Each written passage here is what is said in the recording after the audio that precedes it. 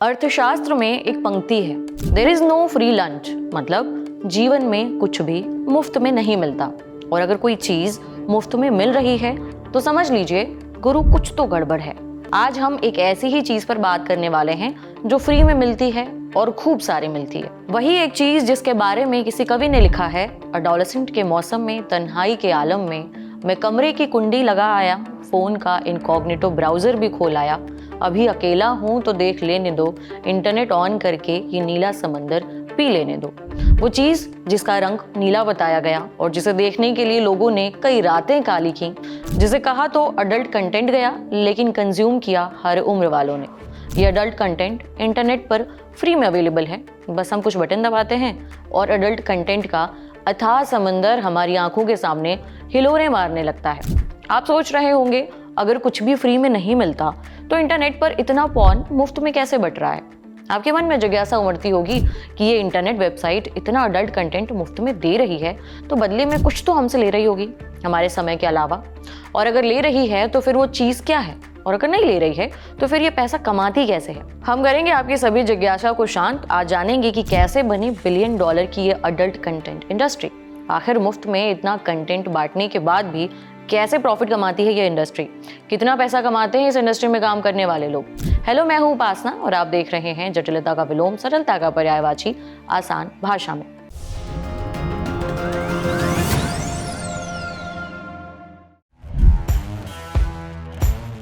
ये साल था 1953, जगह थी अमेरिका। यहाँ एक शख्स था, नाम ह्यूग हेफनर। उसने किसी तरह जुगाड़े $8,000 और फिर अपनी किचन के टेबल पर उसने तैयार की एक मैगजीन। इस मैगजीन के कवर पेज पर थी मशहूर एक्ट्रेस मर्लिन मुनरो की तस्वीर और मैगजीन के अंदर के पन्नों में था मर्लिन के न्यूड फोटोज का कलेक्शन। वही मर्लिन मुनरो जिसे हॉलीवुड की मधुबाला कहा गया, वही मर्लिन मुनरो जिनके प्रेम में अमेरिका के राष्ट्रपति तक गिरफ्तार हुए, और वही मर्लिन मुनरो जो 1950 के दशक में अमेरिकन सिनेमा की सबसे बड़ी पॉप आइकन बनकर उभरी। लेकिन यहाँ हम चर्चा कर रहे हैं उस मैगजीन की, मर्लिन मुनरो की बात कभी और करेंगे। तो जनाब, ह्यूग हेफनर के किचन टेबल पर जिस मैगजीन का जन्म हुआ, उसने दुनिया को एक नया कारोबार सिखाया, कारोबार कामुकता को बेचने का। मैगजीन का नाम था प्लेबॉय और नाम के नीचे लिखी थी एक tagline, entertainment for man. Playboy launch होते ही जबरदस्त हिट हो गई, जामफाड़ कमाई की और देखते ही देखते इसकी 50,000 कॉपियां बिक गईं। प्लेबॉय मैगजीन की कामयाबी ने यह साबित कर दिया कि इस कारोबार में पैसे खूब बनाए जा सकते हैं। फिर 1980 का दशक आते आते तकनीक काफ़ी आगे बढ़ चुकी थी। अडल्ट कंटेंट भी अब तस्वीरों से आगे निकलकर वीडियो और फिल्मों की दुनिया तक पहुंच चुका था। फिर आए VHS टेप। ये वही मोटे काले रंग का वीडियो कैसेट था जिसमें शादी के वीडियोस शूट होकर के घर आया करते थे। शादियों के वही कैसेट जिनमें दूल्हे की एंट्री पर गाना बजता था, बहारों फूल बरसाओ मेरा महबूब आया है। और इसी VHS टेप में शूट होकर घर के अंदर दाखिल हुआ अडल्ट कंटेंट। VHS टेप के आने से हुआ ये कि अब इन कंटेंट को देखने के लिए सबसे नजरें बचाकर किसी मूवी थिएटर जाने की जरूरत नहीं थी। लोग अपने घर के कंफर्ट से इसे देख सकते थे। इसके बाद 1990 के दशक ने दस्तक दी और साथ ही एंट्री ली टेक्नोलॉजी के थानोस यानी इंटरनेट ने। और WWW के आने से XXX कंटेंट की पूरी दुनिया ही बदल गई। इंटरनेट के आने से पहले ये इंडस्ट्री भी बाकी मीडिया इंडस्ट्री के तर्ज पर काम करती थी। इनके कमाई के साधन थे प्रिंट मैगजीन के सेल्स, DVD और VHS कैसेट को बेचकर होने वाली कमाई, होटल या लोकल केबल नेटवर्क पर पे पर व्यू के हिसाब से अडल्ट वीडियो कंटेंट बेचने से होने वाली कमाई। पहले सब हौले हौले हो रहा था, अडल्ट कंटेंट कम अवेलेबल थे, लेकिन इंटरनेट के आने के बाद से सब बहुत तेज़ी से बदल गया। अब आप जब चाहें जहां चाहें इन कंटेंट को देख सकते थे। 2000 के शुरुआती सालों तक ज़्यादातर adult content website subscription based थे, मतलब पहले पैसा दो, सब्सक्रिप्शन खरीदो और फिर जितना चाहे उतना देख सकते थे, किसी OTT प्लेटफॉर्म की तरह।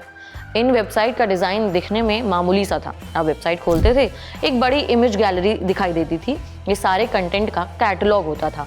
इसी वेबसाइट से अटैच एक बिलिंग सॉफ्टवेयर होता था जहां आप अपने क्रेडिट या डेबिट कार्ड की डिटेल्स भरकर सब्सक्रिप्शन खरीदते थे और इन वीडियोस को देख सकते थे। कुछ कंटेंट इन वेबसाइट पर फ्री में भी अवेलेबल होता था, जो कि पूरे वीडियो का एक छोटा सा हिस्सा होता था, किसी सिनेमा का ट्रेलर या टीजर टाइप।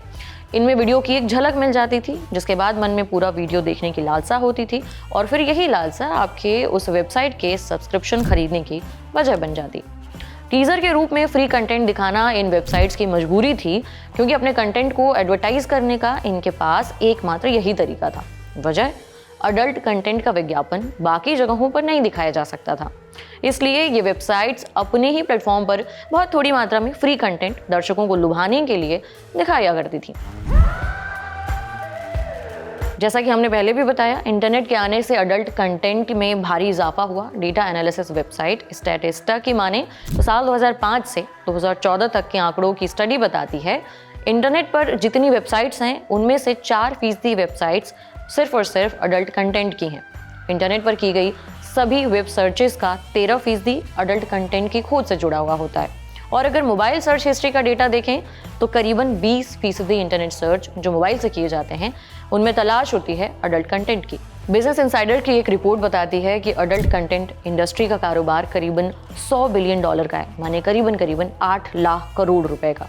और अमेरिका के कैलिफोर्निया की सैन फर्नांडो वैली, जिसे अडल्ट कंटेंट इंडस्ट्री का कैपिटल कहा जाता है, वहाँ हर साल 11,000 अडल्ट मूवी की शूटिंग की जाती है। खैर, पायरेसी और ट्यूब साइट्स पर मुफ्त में बंटने वाले अडल्ट कंटेंट ने इस इंडस्ट्री के मुनाफे को भी खूब नुकसान पहुंचाया है। लेकिन इसके बाद भी इस कारोबार के झंडे इतने बुलंद हैं कि कई बड़ी इंडस्ट्री से दो हाथ कर सकता है। आइए अब समझते हैं कि आखिर मुफ्त में इतना कंटेंट बांटने के बाद भी ये प्रॉफिट कैसे कमाती है ये इंडस्ट्री। इस बात को समझने से पहले हमें ट्यूब साइट्स के बारे में समझना होगा, क्योंकि ये ट्यूब साइट्स ही हैं जहां अडल्ट कंटेंट फ्री में अवेलेबल है। साल था 2005। इसी साल इंटरनेट की दुनिया में एक और क्रांति हुई। इस साल बना यूट्यूब और इसी के साथ आई ट्यूब साइट्स। ट्यूब साइट्स मतलब वो वेबसाइट्स जहां कोई भी यूजर आकर वीडियो कंटेंट अपलोड कर सकता है और दुनिया के साथ शेयर कर सकता है। इसका सबसे चर्चित उदाहरण है यूट्यूब। तो हुआ कुछ यूं कि जैसे यूट्यूब बना, उसी की नकल करके हजारों ट्यूब वेबसाइट कुकुरमुत्ते की तरह फैल गईं और इनमें से ज़्यादातर पर अडल्ट कंटेंट के साम्राज्य का विस्तार होने लगा। खूब सारा अडल्ट कंटेंट हर रोज़ अपलोड किया जाने लगा।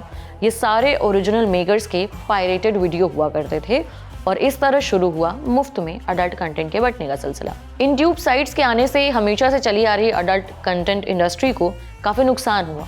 पहले जो कंटेंट सिर्फ सब्सक्रिप्शन बेस्ड वेबसाइट्स पर मिलते थे, अब लोग उसे डाउनलोड करके फ्री में ट्यूब साइट्स पर अपलोड करने लगे। इससे उनके रेवेन्यू में, उनकी कमाई में अच्छी खासी गिरावट आई। The pornography industry what everyone needs to know नाम की किताब में शिरा टैरेंट बताती हैं कि पायरेसी की वजह से अडल्ट कंटेंट इंडस्ट्री को सालाना करीबन $2 बिलियन रुपए में करीबन 17,000 करोड़ का नुकसान होता है। पायरेसी और ट्यूब साइट्स की बढ़ती संख्या ने ओरिजिनल अडल्ट कंटेंट बनाने वाले प्रोडक्शन हाउसेस को भी काफ़ी नुकसान पहुंचाया। लेकिन इन्हीं ट्यूब साइट ने अडल्ट कंटेंट बिजनेस करने वालों को पैसे कमाने का नया तरीका भी सिखाया। वही तरीका जिससे ज़्यादातर मीडिया इंडस्ट्री पैसा कमाती है, और ये तरीका था एडवर्टीजमेंट, यानी कि प्रचार से पैसा कमाना। इसके साथ ही जन्म हुआ एक कंपनी का जिसे आज के समय में अडल्ट कंटेंट इंडस्ट्री का यूट्यूब कहा जाता है। कंपनी थी माइंड गीक। माइंड गीक समझ गई कि आने वाले समय में अगर अडल्ट कंटेंट इंडस्ट्री में खूब पैसा कमाना है तो केवल सब्सक्रिप्शन बेस्ड सर्विस से काम नहीं चलने वाला, हमें एडवर्टीजमेंट मॉडल को अपनाना होगा। माइंड गीक ने अडल्ट कंटेंट इंडस्ट्री के ग्राहकों को 2 हिस्से में बांटा। पहले ग्राहक जो फ्री में ट्यूब साइट्स पर इन कंटेंट को देखते थे, और दूसरे जो सब्सक्रिप्शन के पैसे देकर प्रीमियम कंटेंट देख सकते थे। पहले वाले कैटेगरी के ग्राहकों के लिए माइंड गीक ने कई ट्यूब साइट्स को खरीदना शुरू किया और धीरे धीरे ट्यूब साइट्स की दुनिया में इस कंपनी का एक छत्र राज हो गया, बोले तो मोनोपोली हो गई। आज की तारीख में अडल्ट कंटेंट इंडस्ट्री की 10 सबसे बड़ी ट्यूब साइट्स में से 4 माइंड गीक के अंदर आती हैं। Pornhub, red tube, you porn, ये तमाम ट्यूब साइट्स का मालिक माइंड गीक ही है। इसके साथ ही दूसरी यानी पैसे देकर सब्सक्रिप्शन खरीदने वाली कैटेगरी के लिए माइंड गीक ने कई बड़े प्रोडक्शन हाउस को खरीद लिया जो प्रीमियम अडल्ट कंटेंट बनाकर सब्सक्रिप्शन के बेसिस पर बेचते थे, जैसे कि Digital Playground, Brazzers, Reality Kings, Hustler, Vivid. अब MindGeek adult content industry की सबसे बड़ी खिलाड़ी बन चुकी थी। दर्शक चाहे तो मुफ्त में कंटेंट देखना चाहें तो देख सकते थे, पैसे देकर देखना चाहें तो भी देख सकते थे। दोनों ही सूरत में वो जिन प्लेटफॉर्म्स पर पहुंचता उसमें से ज़्यादातर एक ही कंपनी के अंदर आती थी और वो थी माइंड गीक। उसके बाद माइंड गीक ने ट्यूब साइट्स और दूसरा सब्सक्रिप्शन बेस्ड वेबसाइट्स को आपस में जोड़ दिया। इसे ऐसा समझिए, फर्ज कीजिए एक ग्राहक है, वो इंटरनेट पर अडल्ट कंटेंट ढूंढ रहा है। अगर वो इसे देखने के लिए सब्सक्रिप्शन बेस्ड वेबसाइट्स जैसे कि ब्रेजर्स या फिर नॉटी अमेरिका पर जाता है, तो उससे ये कंपनियां सब्सक्रिप्शन के पैसे चार्ज करेंगी। उसके पास ये ऑप्शन है कि वो एक दिन का भी सब्सक्रिप्शन ले सकता है, एक सप्ताह का भी और एक साल का भी। हर तरह के विकल्प उसके पास मौजूद होंगे। कुछ एक वेबसाइट लाइफ टाइम मेंबरशिप भी देती हैं जो करीबन 25 साल तक वैलिड रहता है। लेकिन इसमें एक पेंच है, कई बार ग्राहक बहुत कम समय के लिए सब्सक्रिप्शन खरीदते हैं और इसके लिए उन्हें अपने क्रेडिट या डेबिट कार्ड के डिटेल्स वेबसाइट पर जमा करने पड़ते हैं। अब अगर आपने उस तय की गई समय सीमा के अंदर अपने सब्सक्रिप्शन को कैंसिल नहीं किया, तो फिर आपके अकाउंट से ऑटोमेटिक पैसे काट लिए जाएंगे और आपका सब्सक्रिप्शन रीन्यू होता रहेगा, ठीक उसी तरह से जैसे बाकी सारे OTT प्लेटफॉर्म्स पर होता है। पर जहां OTT प्लेटफॉर्म सब्सक्रिप्शन कैंसिल करने का तरीका बेहद आसान बना कर देती हैं, इन वेबसाइट्स पर कई दफ़ा ये काफ़ी मुश्किल हो जाता है। कैंसिल करने के ऑप्शन आसानी से ग्राहकों को मिलते नहीं हैं, क्योंकि जिस वेबसाइट पर वो कंटेंट देखते हैं, बिलिंग उस वेबसाइट पर नहीं होती, वो किसी और साइट पर होती है और यहीं पर कंज्यूमर उलझ जाता है। उसका सब्सक्रिप्शन खुद ब खुद रीन्यू होता जाता है और अकाउंट से पैसे कटते रहते हैं, उसे कोई रास्ता नहीं सूझता है। बात ये भी है कि ऐसे लोग कम ही होते हैं जो अडल्ट कंटेंट देखने के लिए सब्सक्रिप्शन वाली वेबसाइट्स पर जाएं। ज़्यादातर ट्यूब साइट्स जैसे कि पॉर्नहब, एक्स हैमस्टर या फिर रेड ट्यूब जैसी वेबसाइट्स पर ही पहुंचते हैं और उन पर कंटेंट देखने के लिए सब्सक्रिप्शन खरीदने का कोई लोड भी नहीं रहता है। लेकिन जैसे ही ये लोग यहाँ फ्री में अडल्ट कंटेंट देखने के लिए पहुँचते हैं, इनके ऊपर एडवर्टीजमेंट्स की बम्बार्डमेंट कर दी जाती है।